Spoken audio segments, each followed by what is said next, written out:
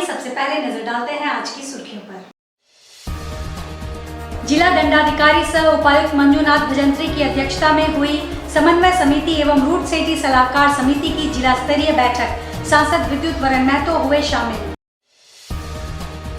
साकची के एक होटल में प्रेमी ने आग लगाकर किया खुदकुशी का प्रयास, प्रेमिका भी जली, पुलिस जांच में जुटी। जमशेदपुर मिथिला समाज द्वारा आयोजित 11 लाख महादेव की पूजा अर्चना कार्यक्रम के लिए प्रचार रथ रवाना। पूर्व विधायक कुणाल शाडंगी एवं डीएसपी अनिमेश गुप्ता ने झंडा दिखाकर किया रवाना। पूर्वी सिंहभूम जिले के जिला स्तरीय बैंकर्स समन्वय समिति व रूट सेफ्टी सलाहकार समिति की बैठक उपायुक्त मंजूनाथ भजंत्री की अध्यक्षता में आयोजित की गई। शनिवार को आयोजित बैठक में सांसद विद्युत वरण महतो शामिल हुए। जिला स्तरीय बैंकर्स समन्वय समिति के द्वारा सांसद व उपायुक्त को शॉल उड़ाकर और पौधे देकर सम्मानित किया गया। बैठक में वित्तीय वर्ष 2023-2024 की प्रथम तिमाही का वित्तीय लेखा जोखा अग्रणी जिला प्रबंधक ने प्रस्तुत किया। उन्होंने बताया, बीते वर्ष की समतुल्य अवधि में बैंकों की 30 नई शाखाएं, 43 नए एटीएम व 300 नए बैंक कॉरेस्पॉन्डेंट की नियुक्ति की गई। वार्षिक शाखा योजना में बैंकों द्वारा साल दर साल 36.75% के विरुद्ध 50.85% की लक्ष्य प्राप्ति हुई। प्रधानमंत्री जन धन योजना, सुरक्षा बीमा योजना व अटल पेंशन योजना में जिले का अनुपात बेहतर है। मुद्रा योजना में 47% की वृद्धि की गई। पीएमईजीपी एवं पीएमएफएमई योजनाओं में भी समतुल्य अवधि की प्रगति हुई। मौके पर उपायुक्त ने कहा, बैंकों का कार्य संतोषजनक है, लेकिन गरीब और पिछड़े वर्गों के लिए बहुत कुछ किया जाना बाकी है। उन्होंने ऋण सुविधा उपलब्ध कराने व सरकारी योजनाओं के आवेदन का यथाशीघ्र निष्पादन करने की बात कही। उन्होंने कहा, बैंकों को संवेदनशील होकर समाज के अंतिम छोर पर बैठे लोगों के लिए काम करने की जरूरत है।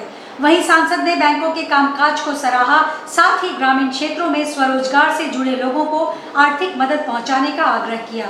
उन्होंने कहा, ग्रामीण क्षेत्रों में बैंक शाखा का विस्तार व मानुष मुड़िया में सर्वे कर बैंक शाखा खोलने की बात कही। सांसद ने कहा, गांव के विकास से ही समाज व जिला का विकास संभव होगा।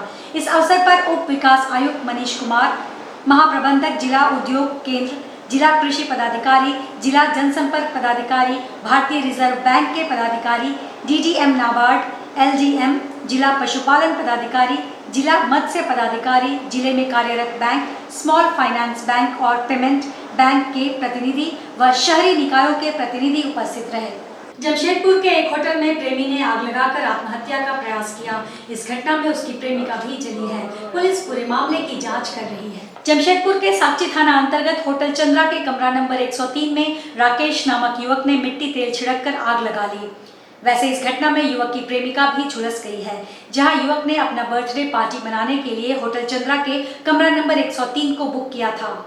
सुबह के लगभग 4:30 पर महिला होटल पहुंची। उसके बाद दोनों ने केक काटा और युवक ने जब शादी का दबाव बनाया तो महिला ने शादी करने से इनकार कर दिया। फिर क्या था, युवक ने मिट्टी तेल छिड़ककर आग लगा ली। युवक की स्थिति काफी चिंताजनक बनी हुई है, जबकि महिला 40% जल चुकी है। फिलहाल पुलिस पूरे मामले की जांच करने होटल पहुंची। पुलिस ने होटल के कर्मचारी और मैनेजर से पूछताछ की। महिला का इलाज टीएमएच में चल रहा है, जबकि युवक को रिम्स रेफर कर दिया गया है। तो उन्होंने ये बोल के चेक इन किया था कि उनके कोई गेस्ट आ रहे हैं बाहर से, उनको बर्थडे सेलिब्रेशन के लिए चाहिए था। तो वो मतलब उस रूम में ले लिया था रात को। फिर 4 बजे के समय भोर के टाइम पे फिर युवती आती है। वो खुद जाते हैं उनको पिक करके लाने के लिए। आने के कुछ मिनट के बाद ही स्टाफ को चिल्लाने का आवाज़ आता है। तो स्टाफ जा कर के देखते हैं तो उनका मतलब झुलस रहे थे वो। तो किसी तरह से सहायता करते करते जब तक सहायता हो रहा था तब तक उनके मित्र और उनके भाई आ जा रहे हैं और फिर उनको लेकर के यहाँ से चले जाते हैं। सर हम लोग तो मैरिड वगैरह अलाउ करते ही हैं। ऐसा तो कहीं हम लोग के पास ये नहीं है कि हम लोग अलाउ नहीं कर सकते हैं। कोई अगर जेन्युइन है हम लोग आईडी वगैरह कलेक्ट करके हम लोग अलाउ करते हैं। बट जहाँ पे हमें ये होता है तो उसमें हम लोग नहीं करते वगैरह। सब कुछ प्रॉपर डॉक्यूमेंटेशन रजिस्टर वगैरह एंट्री करवा करके जैसा होटल का प्रोसीजर है।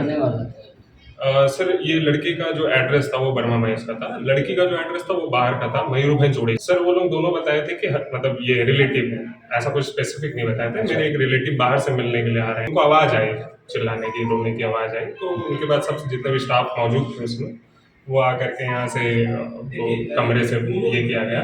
तो कमरे से करने के बाद उनको सहायता करते करते उनके मित्र और भाई आ गए, तो उसके बाद फिर PMS घटना यही घटी है कि लड़की रहने वाली छायानगर की सीताराम डेरा, लड़का है जो बड़ा माइक का रहने वाला है। दोनों के बीच इंस्टाग्राम के थ्रू फ्रेंडशिप हुई थी और फिर लड़का शादी के लिए दबाव बना रहा था। लड़की शादीशुदा है, उसकी एक बच्ची भी है और फिर यही हुआ कि लड़की मना कर रही थी बार बार वो लड़का। और फिर शायद हो सकता है कि जहाँ तक लड़की का बताना है कि फ़ोन करके उसने बुलाया कि ऐसा ऐसा फाइनल हम लोग बात करते हैं और उसको ख़त्म करते हैं, तुम शादी नहीं करना चाहती हो। तो वो लोग होटल में रूम लेकर के आए हुए थे एंड फिर शायद जहाँ तक जानकारी लड़की के द्वारा दिया जा रहा है कि वो बॉटल में केरोसिन ऑयल लेकर के फिर आया एंड फिर उसने पूछा कि शादी करोगी नहीं करोगी, उसने मना कर दिया एंड बस उसने पूरा डाल दिया। उसको बीच बचाव में लड़की पे भी थोड़ा तेल गिरा और लड़की को भी थोड़ा सा आग लग गया, या लाइटर के थ्रू शायद लड़का लेके आया था लाइटर, उस पर भी लग गया और लड़की की तो ठीक ही है अभी, लड़के का तो निकाल शायद ड्रम्स तो बिल्कुल हुई है क्योंकि सीसीटीवी जिस तरह से बता रहे हैं लोग कि वर्किंग नहीं है और 1 वीक पहले ही इन्होंने कंप्लेन किया है, तो वो सारा कंप्लेन हम लोग अभी खंगालेंगे कि इस तरह की चीज़ें सच है या नहीं है, इसके बाद ही कुछ का बताया जा सकता है। जमशेदपुर में पहली बार गोपाल मैदान में मिथिला समाज के द्वारा 11 लाख महादेव की पूजा अर्चना की जाएगी, जिसे लेकर प्रचार रथ गोपाल मैदान से पूर्व विधायक कुणाल षडंगी व DSP अनिमेश गुप्ता द्वारा झंडा दिखाकर रवाना किया गया। प्रचार रथ पूरे जमशेदपुर में भ्रमण करेगा और मिथिला समाज के लोगों को इस कार्यक्रम से जोड़ने का प्रयास किया जाएगा। पहली बार पूरे भारत में मिथिला समाज द्वारा 11 लाख महादेव की पूजा अर्चना की जा रही है। कुम्हार द्वारा लाई गई मिट्टी को घर घर पहुंचाया जाएगा। 2 दिनों बाद इस मिट्टी को लेकर सभी गोपाल मैदान में पहुंचकर महादेव की पूजा अर्चना में संकल्प लेंगे। आयोजनकर्ता के अनुसार केवल जमशेदपुर ही नहीं बल्कि पूरे कोल्हान और आसपास के क्षेत्रों से मिथिला समाज के लोग महादेव की इस पूजा अर्चना में जुटेंगे। 21 अगस्त सोमवार को सुबह 8 बजे से रात 8 बजे तक 11 लाख पार्थिव शिव उत्सव मनाया जाएगा। तत्पश्चात पूजा अर्चना के बाद भजन संध्या का भी आयोजन किया जाएगा। 11 लाख पार्थिव महादेव का पूजन का उत्सव मनाने जा रहे हैं, जो 21 तारीख को गोपाल मैदान में सुबह 8 बजे से प्रारंभ होगा और रात्रि 8 बजे तक चलेगा। इसके लिए बाहर के प्लस यहाँ से जो भी लोग हैं वो 21 पंडितों और 21 जजमानों के सहयोग से हम लोग महादेव का पूजन सफल बनाएंगे। जमशेदपुर में 11 लाख महादेव बनाने के लिए हम लोगों ने प्रत्येक घर में, प्रत्येक क्षेत्र से, हर एक क्षेत्र से 5-5 महिलाओं को लेकर के एक टोली बना करके और 25-25 हज़ार महादेव बनाने का संकल्प रखा है कि वहाँ से बन करके आएगा। इस तरह हम लोग सारे क्षेत्र से 11 लाख पार्थिव महोत्सव का आयोजन किया। जमशेदपुर से सटे हुए जितने भी क्षेत्र हैं, घाटशिला, जादूगोड़ा, चांडिल, चाईबासा के सारे महादेव सनातनी जो हैं वो सारे लोग उपस्थित हों। तो पहला है कि रथ को यहाँ से हम लोग विदा करेंगे, जो प्रचार रथ पूरे शहर में घूम करके पार्थिवोत्सव का प्रचार प्रसार करेगा और हम लोगों का फिर आगे का कार्यक्रम जो है कि कल और परसों के लिए मिट्टी का वितरण कैसे हो रहा है और उसका आयोजन कैसे। जमशेदपुर के बारीडीह स्थित मणिपाल चाचा मेडिकल कॉलेज में एंटी रैगिंग वीक के समापन समारोह का आयोजन किया गया, जिसमें मुख्य अतिथि के रूप में झारखंड हाईकोर्ट के न्यायाधीश संजय प्रसाद मौजूद थे। वहीं विशिष्ट अतिथि के रूप में जमशेदपुर कोर्ट के जिला न्यायाधीश अनिल कुमार मिश्रा, DDC मनीष कुमार और सिटी SP विजय शंकर उपस्थित थे। इस मौके पर न्यायाधीश संजय प्रसाद ने कॉलेज के छात्रों को संबोधित करते हुए कहा कि रैगिंग रोकना शैक्षणिक संस्थानों की जिम्मेदारी है। इसके लिए प्रबंधन को सख्त कदम उठाने चाहिए। प्रबंधन अगर मजबूत होगा तो रैगिंग संभव नहीं है। इसके लिए कड़े कानून भी बने हैं। उन्होंने यह भी जानकारी दी कि देश में पहली बार रांची के रिम्स में रैगिंग मामले में कानूनी कार्रवाई करते हुए सुप्रीम कोर्ट ने आरोपियों को सजा सुनाई थी। उन्होंने रैगिंग रोकने के उपाय भी बताए। कहा कि कैंपस में पोस्टर, बैनर आदि के जरिए रैगिंग के खिलाफ जागरूकता अभियान चलाया जाए। वहीं CCTV कैमरे से भी नजर रखी जाए, जिससे रैगिंग पर अंकुश लग सके। जमशेदपुर के जिला प्रधान न्यायाधीश अनिल कुमार मिश्रा ने कहा कि शैक्षणिक संस्थानों में विद्यार्थी एक उद्देश्य से आते हैं कि उन्हें कुछ बनना है। ऐसे में रैगिंग से किसी को शारीरिक और मानसिक रूप से हानि नहीं पहुंचनी चाहिए। वहीं DDC मनीष कुमार और सिटी SP विजय शंकर ने भी रैगिंग से संबंधित अपने विचार प्रकट किए। इस दौरान समारोह में मौजूद सभी ने रैगिंग से दूर रहने की शपथ ली। सभी लोग किस किस जगह से, कितने सुदूरवर्ती क्षेत्रों से एक उद्देश्य लेकर के आते हैं कि कुछ लाइफ में हमको करना है। तो ऐसा नहीं है कि ये रैगिंग कोई नई चीज़ है, ये पहले से चली आ रही है। और रैगिंग का जो मकसद है वो सिर्फ मैनर और एटिकेट्स आपको सिखाना कि आप एक नए माहौल में जाएं तो अन्य लोगों के पास जाएं तो कैसा आपका बिहेवियर होना चाहिए, और पर्पज उसका ये, लेकिन वो पर्पज से भटक चुका है। ये जो आए दिन अभी घटनाएं सुनने को मिलती है, और इसी कारण से ये महसूस किया गया कि अब ये एक्सट्रीम सिचुएशन में, चूँकि जाने अनजाने, मैं जानता हूँ कि जो जिस एज में आप सभी लोग आते हैं वो एक ऐसा एज है कि उसमें बहुत सी चीज़ें हैं जो आप उसके कॉन्सिक्वेंस को नहीं समझ पाते हैं, और जाने अनजाने उस एक आवेग होता है एक, उसके चलते भी आप उसके कॉन्सिक्वेंस को नहीं जानते हुए और वो कर बैठते हैं, जो कि एक क्राइम में कन्वर्ट हो जाता है। और अब चूंकि उसके लिए बहुत से कानून बन गए हैं, डिसीजंस आ गए हैं, तो मेरा कहना यह कि जो भी ये, जैसा अभी सभी लोगों ने बताया और मैंने भी विजिट किया, आपका कैंपस बहुत अच्छा है। अभी मैं बहुत अच्छा दिखा, और जिसमें जो भी फैसिलिटीज़ दी गई हैं और जो समय आपको यहाँ है उसका यूटिलाइज करें तो एक अच्छा जो है डॉक्टर बन सकते हैं। और आप इस इंस्टीट्यूशन में जो भी एजुकेशन प्राप्त करें तो आपका मकसद होना चाहिए कि आप समाज को क्या दें, क्या सीख करके जा रहे हैं और क्या यहाँ से, और क्या आप समाज के लिए कर सकते हैं। I just want to assure you that the road begins from the college itself. So the road to the development of the country begins from the college, where we start our first professional journey to the life. So there was a very good saying when I used to work in our investment bank, Deutsche Bank. There was a very good tagline which used to say, "Impact begins with I." So while we interact a lot about how to stop ragging, we should be in ARC, the anti-ragging committee, there is something which is very close to my heart. If you don't start yourself, if you don't start understanding that there should not be any FOMO, fear of missing out, by taking ragging or by giving ragging, then you are not doing justice to the ARC or whatever committees that you are forming in your colleges. 14 years back, I was also a student like you in IIT Kanpur, and there were 3 people who were very pressurized when I was entering the institute. One was me, who was very afraid of the ragging. Second was my parents, who were very afraid that their kid is going to an institute where ragging might happen. The third was the second year college seniors, who were afraid that if they don't take ragging, then they would be pressurized by their batchmate that you are not taking ragging of them. So all 3 kind of anxiety lives in the college. This is the actual status of mind that happens.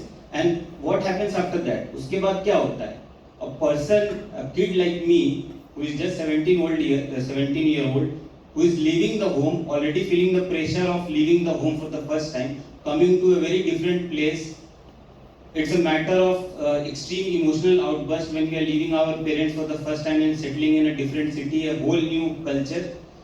Suddenly, if we are not welcomed in the manner which is a cordial manner, or which we can say very close to our family ethos and values, we start feeling lost out, we start feeling isolated, and this is the time when we start losing our hope that where we have come. So this happens to a lot of students, and this is where the seniors need to step in. इसी वक्त I would request this college also, we have visited with sir a lot of different sections of yours like anatomy, pathology, and it's a great institution in terms of building. Now it can become a better institution if we start forming various kind of clubs. One of the most fruitful things that I found in IIT Kanpur was the counseling service. So there was a counseling service, entire team of coordinators, there were entire team of student guides of second year, third year assistant coordinators, fourth year coordinators, who made us feel homely in the new campus of IIT Kanpur. So this is something which I imbibed when I went to second year. I was guiding 6 students as a student guide. There was a concept of academic mentor also. What happens actually in first year, not only you are pressurized by the new kind of stimulus of the campus, you also get pressurized by the kind of academic load you start getting in suddenly. So all of a sudden you are leaving the campus, coming to a new place, and being pressurized by all these things, you start feeling again isolated, victimized, and suddenly the sense of, I don't want to use that word, the kind of feeling that is called as depression starts coming in. So I request all the seniors of second and third year, we have seen your paintings that ragging is not cool, don't be a fool. It does not break the ice, it breaks the lives. लौह नगरी जमशेदपुर में डॉक्टरों से phone में रंगदारी मांगने के मामले में डॉक्टरों का एक प्रतिनिधिमंडल एसपी कार्यालय पहुंचा और एसएसपी से सुरक्षा की गुहार लगाई। आईएमए के सचिव डॉक्टर सौरभ ने बताया, अज्ञात फोन कॉल कर उनसे 3-4 हजार रुपए की रंगदारी की मांग की गई। सभी डॉक्टर भयभीत हैं। उन्होंने एसएसपी से मुलाकात कर सुरक्षा के लिए गुहार लगाई। हालांकि एसएसपी ने रंगदारी के दावे को खारिज करते हुए कहा कि जो पैसे की मांग कर रहा है वह कोई साइको है, कोई बड़ा अपराधी या आपराधिक गिरोह का सदस्य नहीं है। उसकी पहचान कर ली गई है, जल्द ही उसे गिरफ्तार कर लिया जाएगा। वैसे मामला चाहे जो हो, शहर के चिकित्सक इन दिनों काफी भयभीत हैं। कुछ लोग हमारे पास आए थे, डॉक्टर लोग। कोई एक आदमी है जो कॉल करके आज से लगभग 4-5 दिन पहले कुछ पैसा उसा मांग रहा था, उसको हम लोगों ने इंक्वायरी भी कर लिया है। ये कोई क्रिमिनल नहीं है और ये एकदम साइको टाइप का एक आदमी है। 2-4 हज़ार रुपये लोगों से मांगता है। किसी प्रकार का कोई थ्रेट नहीं है। ये प्योरली मतलब उस सेंस में क्रिमिनल गतिविधि या क्रिमिनल हिस्ट्री रखने वाला कोई आदमी नहीं है। किसी को कोई दिक्कत नहीं है। पुलिस इसमें काम कर रही है। बहुत जल्द उसको पकड़ के हम जेल भेजेंगे।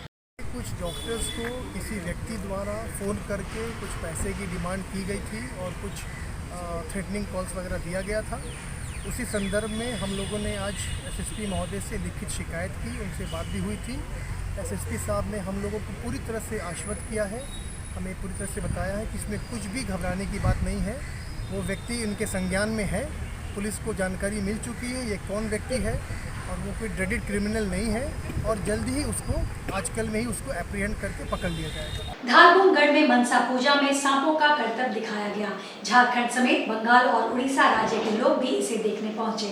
इसे देखने के लिए लोगों का जन सैलाब उमड़ पड़ा। धारगुमगढ़ के महुली शोल गांव में मनसा पूजा के दौरान झापान देखने के लिए 3 राज्यों के ग्रामीणों की भीड़ उमड़ी। 2 उस्ताद राधा वल्लभ और अजय पंडित 5 जहरीले सांप को लेकर गांव में घूमे। कंधे पर सांपों को लपेट सांप से खुद को कटवाया। गांव के लोगों ने दोनों उस्तादों को पालकी पर बैठाकर गांव में घुमाया। सांपों को गांव के तालाब में नहलाने के बाद गांव के मनसा मंदिर में रखा गया। 3 दिनों तक यहां सांपों की पूजा करने के बाद उसे जंगल में छोड़ दिया जाएगा।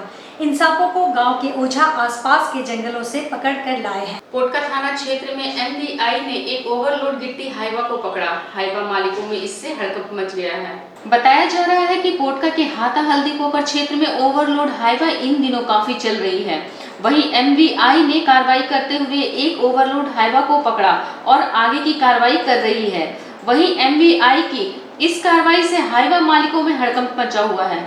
आज के इस बुलेटिन में बस इतना ही। हम फिर हाजिर होंगे कुछ और नई खबरों के साथ। तब तक के लिए एससीसीएन न्यूज की पूरी टीम की ओर से मुझे दीजिए इजाजत। नमस्कार।